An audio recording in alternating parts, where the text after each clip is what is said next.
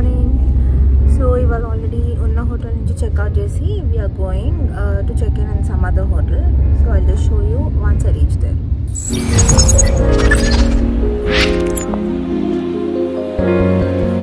Last day in Munnar start అయిపోయింది already.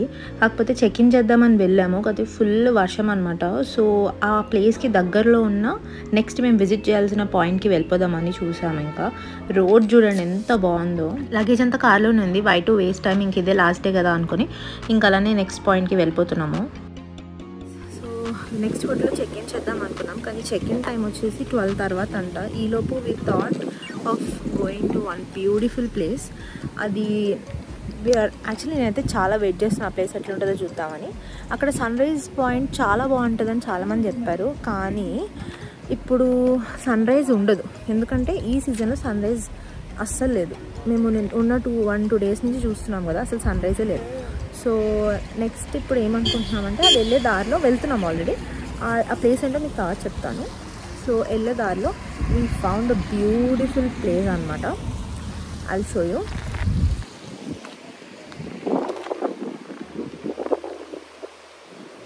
Look అసలు ఎంత బాగుంది. ఐ డోంట్ థింక్ కెమెరాలో క్యాప్చర్ అవుతుందో నాకు తెలుస్తలేదు. హెయిర్ కూడా మొత్తం ఎగురుతుంది. ఓకే, రోడ్ కూడా చాలా బాగుంది. అసలు సీనరీ లాగా ఉంది కదా మొత్తం. అసలు ఇందాక చూపించిన వీడియో అసలు క్రేజీ ఉండే. నిజంగా రెయినీ సీజన్లో వెళ్తే చాలా డిఫరెంట్ అనిపించింది, కానీ కొన్ని ప్లేసెస్ రెయినీ సీజన్లో అలౌ కూడా చేయరు బికాజ్ అంత విండ్ అండ్ ఫాగ్ ఉంది. అండ్ చూస్తున్నారు కదా, ఈ రోడ్ని గ్యాప్ రోడ్ అంటారు. సో మనం వెళ్ళే నెక్స్ట్ పాయింట్కి ఆ దారిలో వస్తుంది. ఇక్కడైతే చాలా ఫొటోస్ అండ్ వీడియోస్ తీసుకున్నాము. లిటరల్లీ అసలు ఆ గ్రీనరీ కూడా చాలా అంటే చాలా బాగుంది.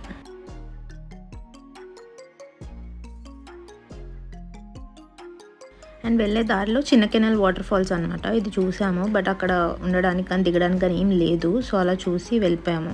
Yes, the place is Kolukkumalai tea estate అనమాట. అది హైయెస్ట్ టీ ఎస్టేట్ అని చెప్పి నేను విన్నాను ఇక్కడ మన సౌత్ ఇండియాలో.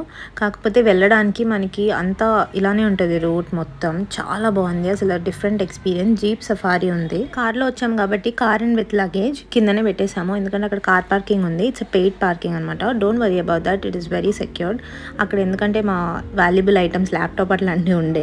Finally we reach the point after 20 minutes of drive అనమాట కింద నుంచి పైకి. ఇట్స్ లైక్ టీ ఎస్టేట్ కదా, మొత్తం ఇట్లా రౌండ్ తిరిగి పైకి వచ్చాము. అండ్ చాలా బాగుంది అసలు. విండ్ ఎంత ఉందంటే ఆ విండ్ స్పీడ్కి మేమే ఎగిరిపోతున్నాం.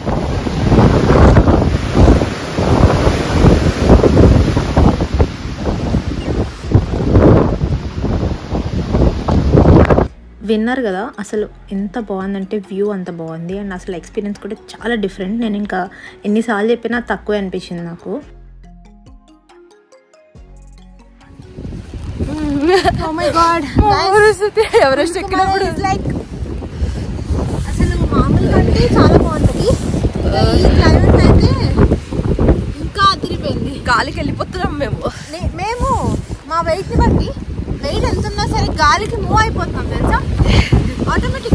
ద మెయిన్ డిసప్పాయింట్మెంట్ ఏంటంటే చెప్పాను కదా, పీక్ దాకా అసలు వెళ్ళలేదు. అక్కడ నుంచి మళ్ళీ ఒక 1 kilometer హైక్ అనమాట. అంటే ఈజీలీ ఒక 30 minutes పడుతుంది అంట. మేము వెళ్ళిన సీజన్లో ఆ రోజు విండ్ స్పీడ్ 127 km/h వస్తుంది. అంటే అసలు లిటరల్లీ మేమైతే ఎగిరిపోతున్నాం అనమాట. ఇట్లా అసలు మూవ్ అయిపోతున్నాను. నేను వాక్ చేయకుండానే ఇట్లా మూవ్ అవుతున్నాను. చాలా రిక్వెస్ట్ చేశాను నేను. ఫస్ట్ ఒప్పుకున్నారు కానీ తర్వాత నో అనేసారు. సరే ఇట్స్ ఓకే, రిస్క్ ఎందుకు అని మేము వదిలేసాం. తర్వాత జాగ్వార్ పాయింట్ అంటే ఇంకో పాయింట్, అక్కడి నుంచి మళ్ళీ కిందకి వెళ్ళాలి డ్రైవ్ సఫారీలో. వెళ్ళిన తర్వాత ఆ పాయింట్కి ఫుల్ వర్షం అనమాట. ఇప్పుడు ఇంకా జాగ్వార్ పాయింట్కి వచ్చాము. Let's see. చూసారు కదా, ఈ జాగ్వార్ పాయింట్లో కూడా మేమంతా వాక్ చేసుకుంటూ వెళ్ళాం లోపలికి. జీప్ అక్కడే ఆగిపోయింది. అక్కడి నుంచి మళ్ళీ ఒక 5-10 minutes లోపలికి వాక్ చేసి వస్తే కిందకి ఇట్లా వెళ్ళాలన్నమాట. అట్లీస్ట్ ఇది చూద్దామనన్నా వెళ్ళాము, కానీ అక్కడ వెళ్ళినాక కూడా ఇక్కడ కూడా అసలు ఫుల్ విండ్. అసలు వెళ్ళడానికి డేంజర్ ఏమో అనిపించింది. మేము ముగ్గురమే ఉండే అక్కడ. మా ముందు ఎవరో కొంతమంది బ్యాచ్ వెళ్ళి రిటర్న్ వెళ్ళిపోయారు. సర్లే అనుకుని మేము ముందుకు వెళ్ళాం. చూస్తే అసలు వెళ్ళలేకపోతున్నాం.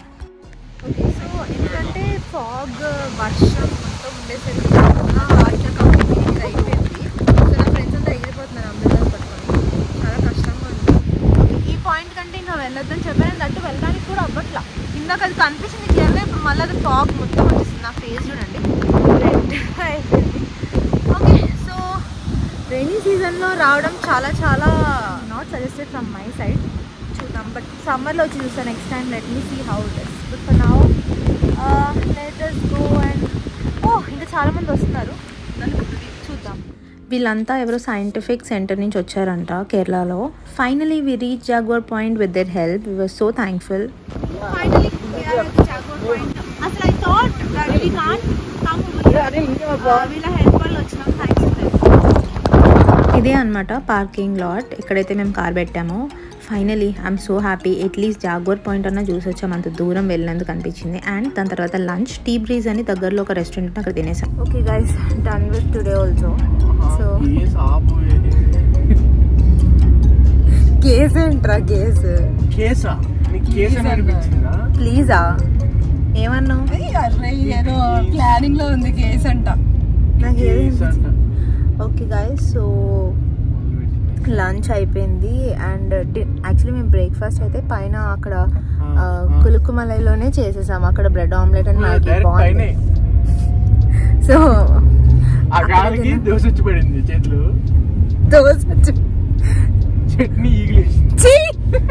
ఇక్కడ లంచ్ చేసాం. ఇక్కడ ఏమంత మంచి హోటల్స్ లేవు, ఒకటే ఉంది టీ బ్రీజ్ అని. వాటర్ ఫాల్ తర్వాత లంచ్ చేసామా? చూసాక వాటర్ ఫాల్ తర్వాత అంటే వరుణ్ ఏంటి ప్లస్ సింబల్ వేసావు? అంబులెన్స్ మళ్ళీ హెల్ప్. ఎవరిని ఎక్కించుకుంటారా? అదే ఎవరిని ఎక్కించుకుందా చెప్పు. టీ ఎస్టేట్లో వచ్చామంటే జస్ట్ లైక్ అంటే టీ ప్లాంటేషన్. ఇక్కడ కొన్ని ఫొటోస్ వీడియోస్ తీసుకుని ఇప్పుడే అట్లా వెళ్ళి రౌండ్ వేసి వచ్చాం అనమాట. చాలా బాగుంది. నెక్స్ట్ కార్మెల్కి ఎలిఫెంట్ పార్క్ వచ్చాము. అసలు యాక్చువల్లీ రైడ్ ఎక్కాలని లేదు, కానీ ఎందుకో first time and last time try చేద్దాం అనిపించింది. We both are going for the elephant ride. కానీ మాకెందుకో ఎట్లనో అనిపిస్తుంది, కానీ ఒక్కసారి ట్రై చేద్దామని వచ్చాం. తిట్టుకోకండి మమ్మల్ని. గైస్ సీ దిస్, మన కమల ఎలిఫెంట్ పేరు కమల అంట. Bro what is this?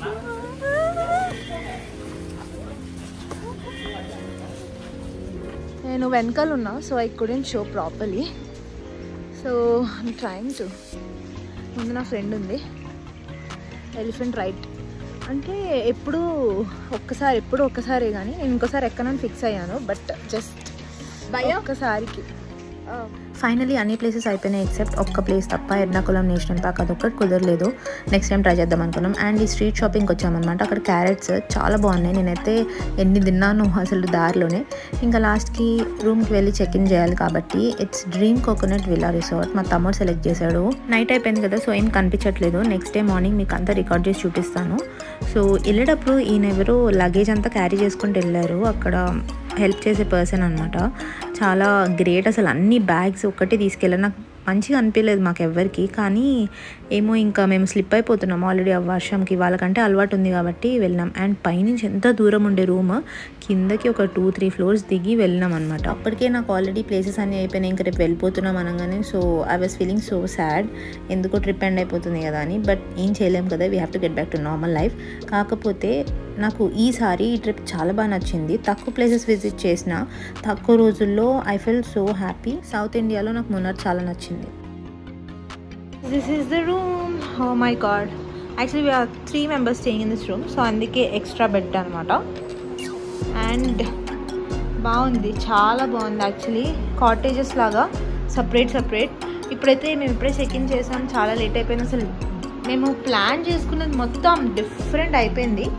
So ఇంకా I tell you, but full enjoy అయితే చేశాను నేనైతే. I love this trip basically. ఇప్పుడు దాకా నేను చాలా ట్రిప్స్కి వెళ్ళాను, but I loved it a lot. And ఇక్కడ కేరళలో స్పెషాలిటీ ఏంటో మీకు ఒకటి చెప్పనా. నేను వచ్చిన ఈ మునార్లో అయితే ఇక్కడైతే అసలు ప్రతి దాంట్లో ఈ హెయిర్ డ్రయర్ అనేది ఏంటో కొత్తగా, మరి నేను మన హైదరాబాద్లో ఎక్కడ ఇయ్యరు, హెయిర్ డ్రయర్స్ కూడా ఇస్తున్నారు.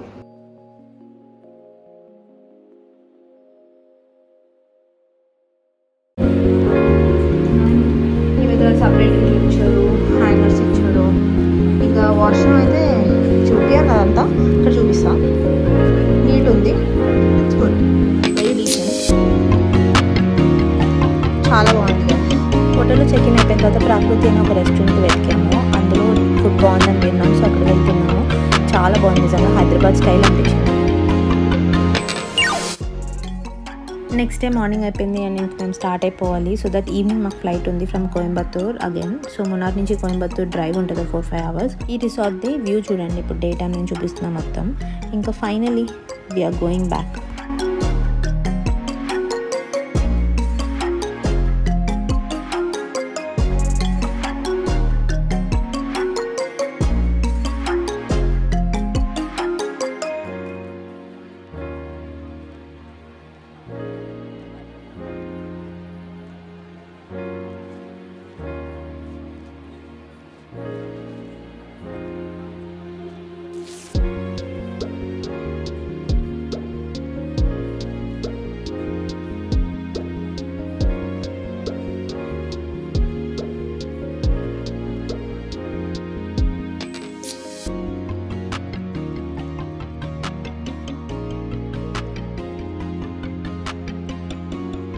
Finally, we reached Coimbatore Airport and we will see you again, Munnar. So thanks for watching. Please subscribe.